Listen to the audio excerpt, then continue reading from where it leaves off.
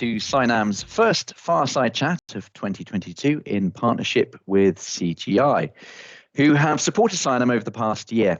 And in this episode, we're exploring the key topic of sustainability, one of the biggest challenges facing the world today. CGI as a business have been helping their clients develop and implement strategies that embrace sustainable practices and are committed to doing their part to build sustainable communities. And we're delighted to be speaking again with Tara Mcgeehan, President of CGI's UK and Australian operations, who's also a member of CGI's Global Executive Committee. Tara recently attended the COP26 summit and is very passionate about how we create a sustainable future with technology and cybersecurity as key accelerators to this. Tara, welcome back. Thank you so much for being with us today. Good to see you. So Tara, you attended COP26 last year. I did. What were your personal takeaways? I was lucky enough to go, as you say. I went for the first week and had tickets for the blue zone. So it was two zones, as I'm sure you remember, blue and green. And the reason I was lucky enough to get tickets for the blue zone was that CGI does the IT for Glasgow City Council. So we had sort of quite a big responsibility to make sure that those guys were all okay, because the city was obviously hosting. And also I was on Alok Sharma's business group, so I was helping out to try and raise the awareness of the event before I got there.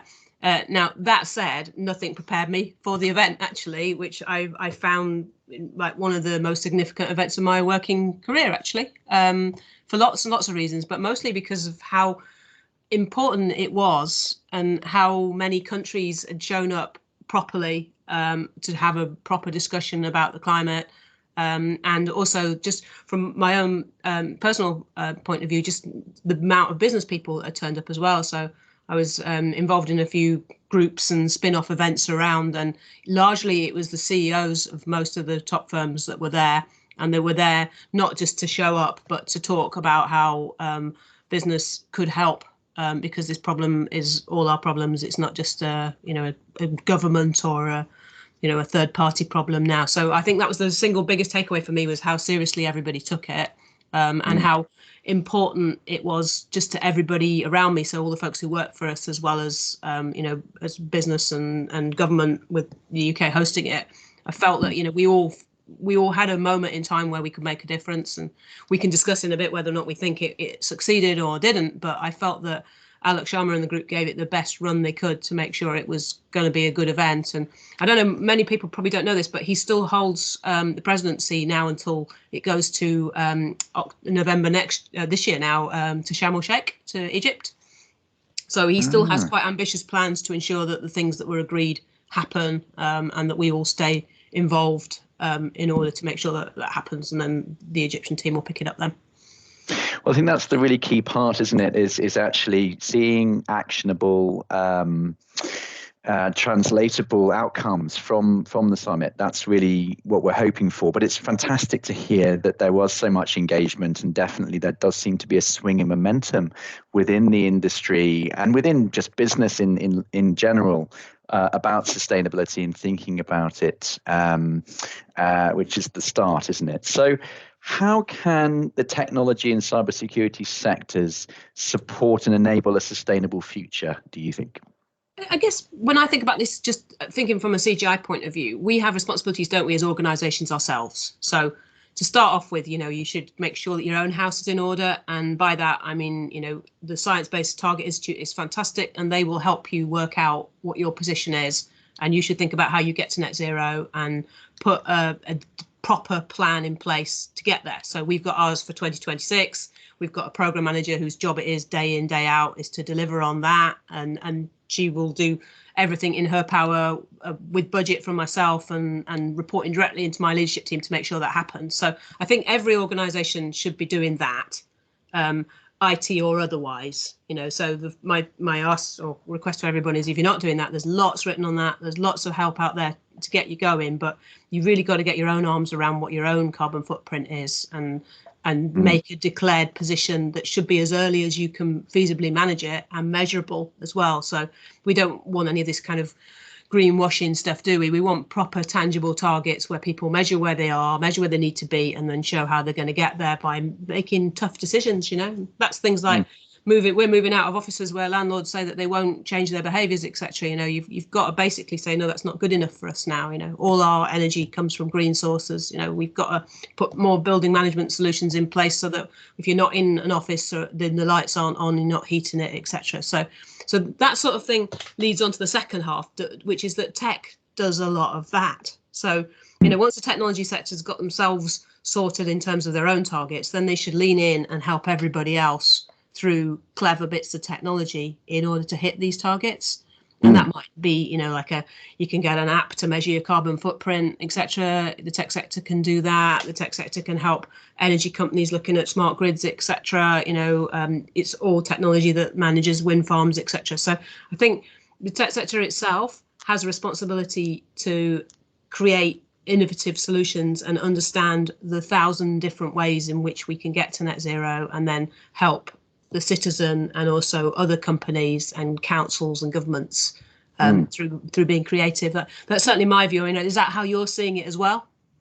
Yes. I think, firstly, it's really good to hear that CGI are kind of, because it's business decisions, isn't it? If a company the size of CGI's are able to put their foot down and say, no, it's not okay for a landlord to be, offering a facilities or office space that doesn't take sustainability into account, then business decisions start being led by sustainability. It becomes more of a CSR point of view, but it's actionable, isn't it? So we're seeing business decisions that might not be the most lucrative, or you might find a cheaper, better office that's not sustainable, but actually if it doesn't sit against your sustainability actionable events, then you're not going to do it. You're going to make a decision that actually takes you towards something that's better for the environment, which is really, really good to hear. And I think that's echoed amongst other larger companies who are really seeing this as, I think we were talking before this meeting or the live broadcast about how this is everybody's problem now. There's not going to be any money to be made out there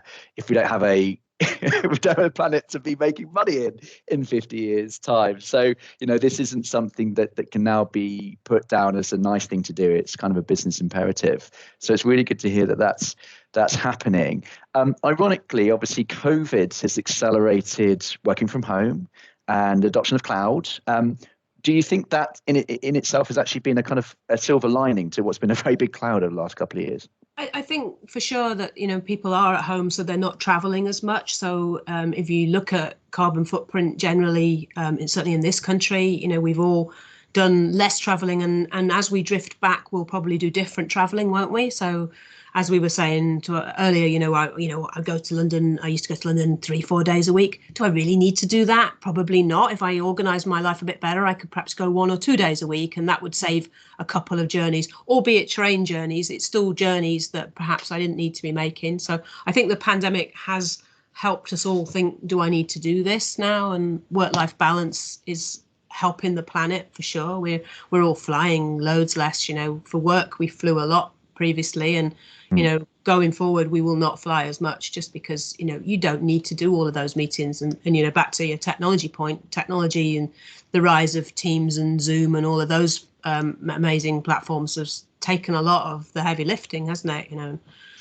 Yes, it's quite unusual to have either a phone call or a face-to-face meeting now. Everything seems to be. Who'd have thought that a couple of years ago? We just wouldn't have believed it, would we? It's very strange. I took a phone call the other day with a client, and it was a novelty. I like it though, actually, a bit of retro phone calling. That's right. Back to the noughties. But in terms of future innovation, I guess Meta have put their stake in the ground about virtual reality, and we're doing Teams now, which is absolutely fantastic, and virtual meetings are going forward. Do we actually think that virtual reality might actually become the Teams of the future, and we're going to have virtual images of ourselves and they pop up and we can all go to events online? Is that where we're heading? Is that this, or are we always going to get to a stage where we want to be physically there? I think I think some of that will happen for sure, and it's a personal opinion, but I think you can't get away from the fact that you just want a cup of tea with somebody and a catch up. And I don't know about you, but my diary's a lot more efficient this way, but not as much fun. And it's not sustainable to have endless, sitting at your desk at 7:30 and off you go until, 5, 6 o'clock in the evening, just call after call with none of those niceties of, the walk to get a cup of tea and a discussion on the way or bumping into someone. So I think, as human beings, we desire that. And, so that will come back.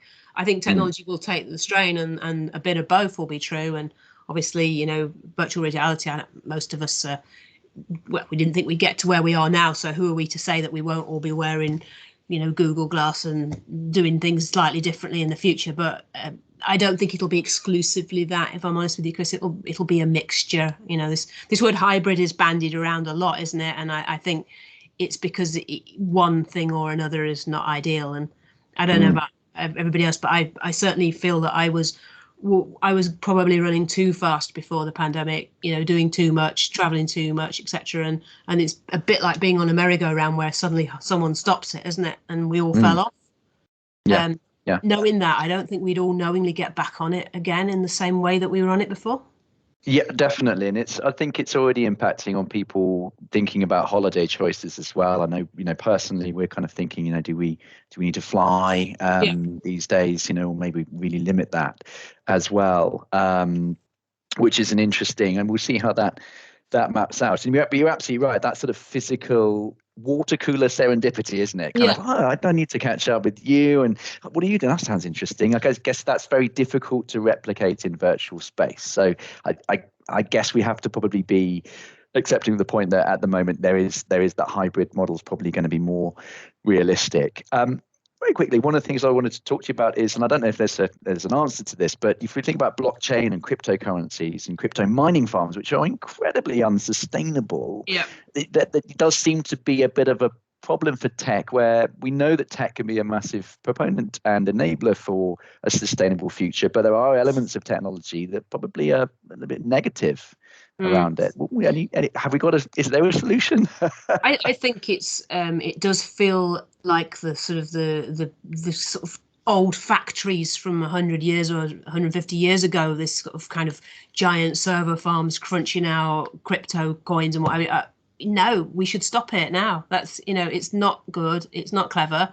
And we don't need it. So I think maybe legislation is the answer, to be honest with you, and people taking more responsibility for their footprint on the planet. That includes the tech sector. So that end of the tech sector, I think we should all look at very hard and ask them, why is this acceptable? It's burning through a lot more electricity and power than they should be doing. So I'm kind of, I get where they're going with it. And if they can't think of cleverer ways of doing it with a lighter touch, then they should stop doing it. No, well, you've heard it first, folks. Blockchain, crypto mining. That's enough. Dead. Finished. Stop. Think of a clever way. A lot of clever people doing this. We don't have to go backwards to go forwards. Exactly. Totally agree. And I guess the same is true with recycling of materials. And I think, there's some fantastic things like. There's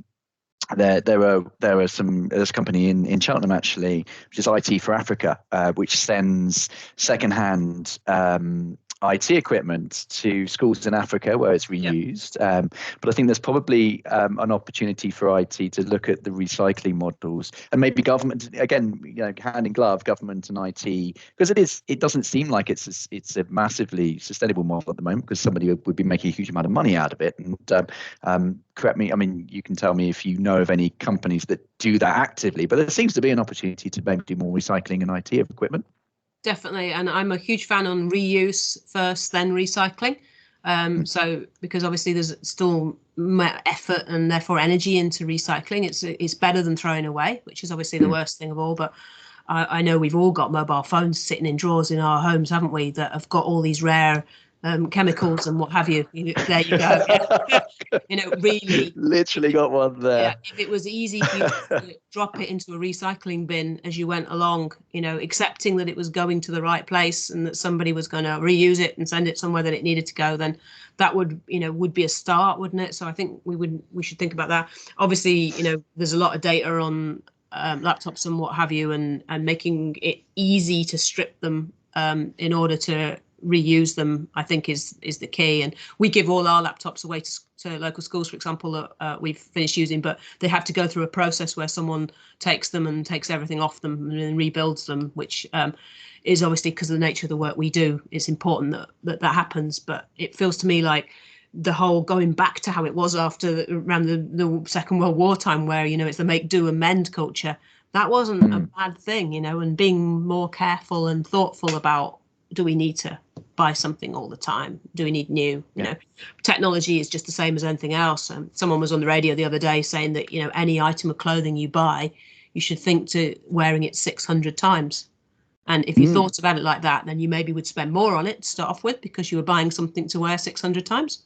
But that would mean less, but more proper things were being made. Well, that's really interesting.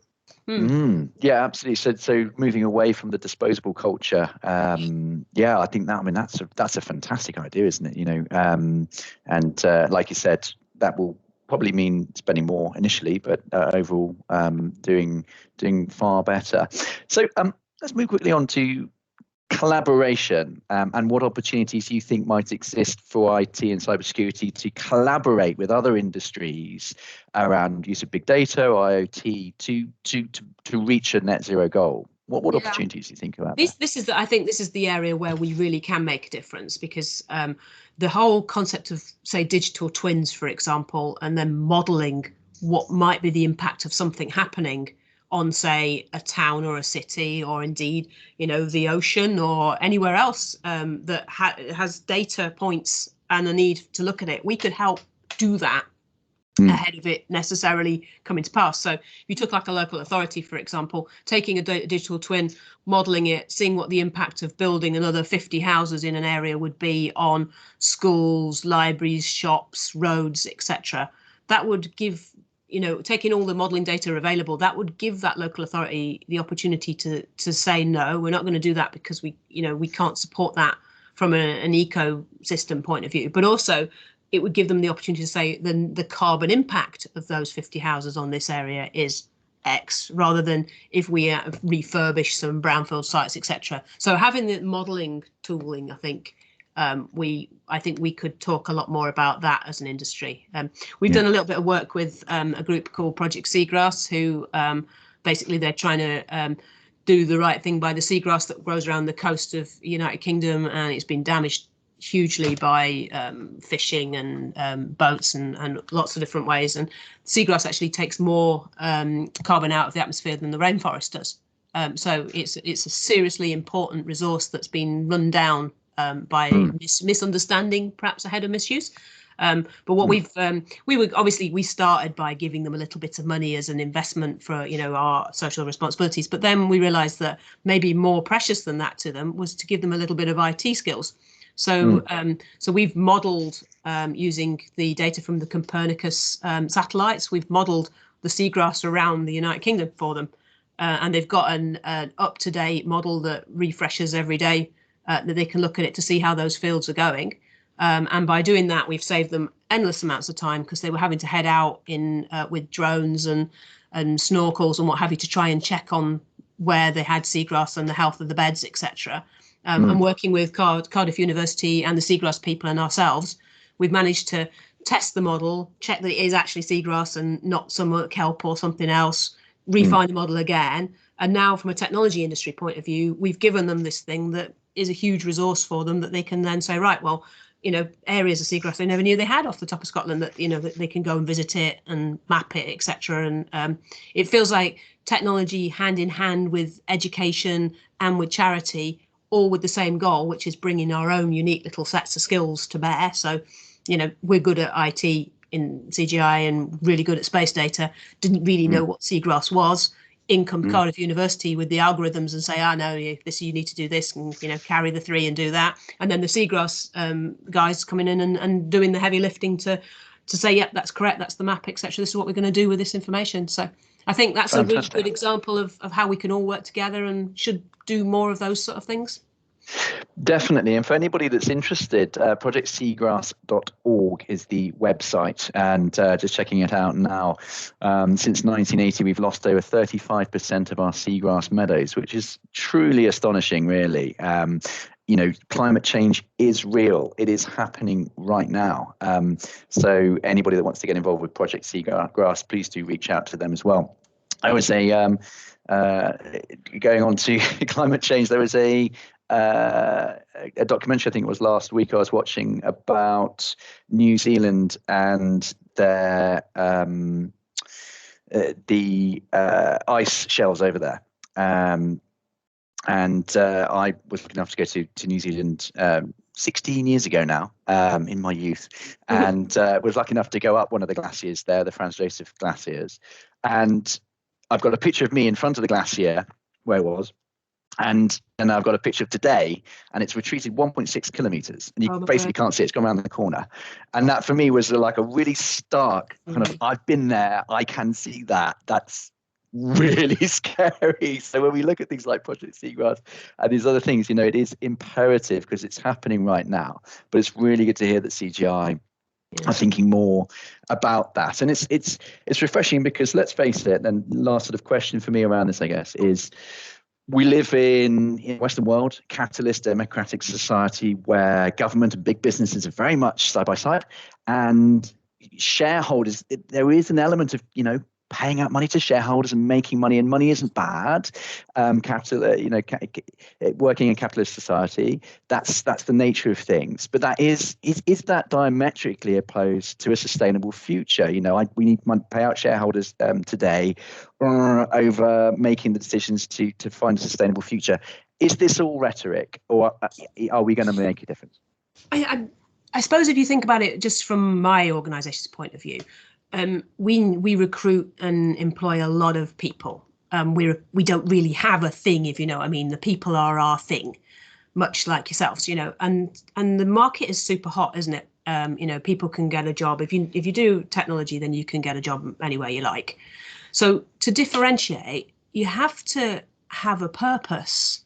People just don't want to do technology. They want to do something that matters. They want to get up in the morning and have some purpose to their work that means they're proud to talk about it with their friends and family. And they want their company to be doing the right thing. So you could look at it, if you were just wanting to look through kind of capitalist lens, it makes sense to attract the best staff. You actually do have to be the best company. And the definition of the best company now isn't the one with the most money, because newer employees need more than that. They want to work for people with purpose, and therefore I actually care deeply about the planet and the environment. So this isn't a big ask for me, but I talk mostly to people who significantly younger than myself, who take it as almost table stakes now that the organisation that they work for is on a journey to net zero, is interested in their local environment, both culturally and the planet, and is doing a whole bunch of things that means that is coming true. So I think the companies that aren't doing that will be the ones that will be in trouble and will go out of business. And they might have a bit of profit for the next little while, but if they're not demonstrating that this is real, then they'll not get the cleverest people, so they'll not be able to do the best projects, and therefore they'll go bust. So I think actually capitalism helps the planet in this scenario, and it's a bit of a stretch, but if you go with me on it, I think COP26 kind of identified that people who run organizations don't turn up for nothing. They were all turning up there because it was something that they wanted to hear firsthand, because they needed to go back and do something about it. And there's a lot of CEOs who were asking big questions about, okay, so what do I need to do? So I think it's gone up the agenda. I think it's at the boardroom. I think you'll see more and more organizations bake it into their plans like we do, and talk about it not just as something that they want to do, but something that they do, and then what's next. And capitalism helps in that respect, because we, as people are creative, innovative people who are always looking for an angle, for sure, but looking for an angle around the climate is a good thing, because maybe we'll come up with better ways of doing server farms so that they use less energy, etc. Give people a problem, and largely they'll solve it if they've got enough time and resources. So I personally, I think inviting business, this is one of the guys at COP26 from the United Nations was saying to me, this is the first time that business has turned up, and he took that as a really positive thing, because he said without business, then it's just people in government organisations talking about something one removed. Bring business with you, and you've got people's bosses, jobs, etc. involved. So I remain still optimistic. I think COP26 was great. It could have been better, but I think it was better than a lot of people actually said it was. In the end, you know, there's good things come out of it, and the team on it are working hard to make it even better for COP27.